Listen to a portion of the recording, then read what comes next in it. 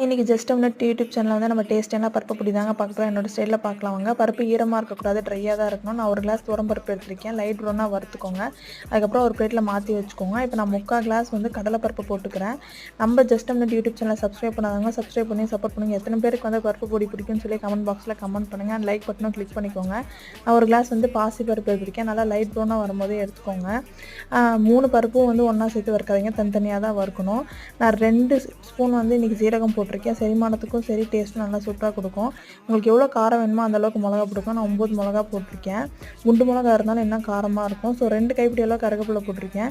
கருவேப்பிலை மொறுமொறுன்னு வந்ததுக்கப்புறம் நீங்கள் எடுத்து இந்த பிளேட்டில் வச்சுட்டு எல்லாமே நம்ம மிக்ஸ் பண்ணி மிக்ஸி ஜாரில் போட்டு அரைச்சிக்கலாம். நல்லா ஃபைன் பவுடராக ஒரு அளவுக்கு அரைச்சிக்கோங்க. நெடி ஏறும். ஸோ நம்ம பிளேட்டில் போய்ட்டு கொஞ்சம் நேரம் ஆற வச்சுக்கலாம். அதுக்கப்புறம் இப்போ பாருங்கள் எவ்வளோ சூப்பராக சாஃப்டாக இருக்குது இந்த பருப்பு பொடின்னு. சாப்பாடு போட்டு நெய் வச்சு பருப்பு பொடியை போட்டு சாப்பிட்டோம், அடி தூளுங்க, அப்படி இருக்கும்.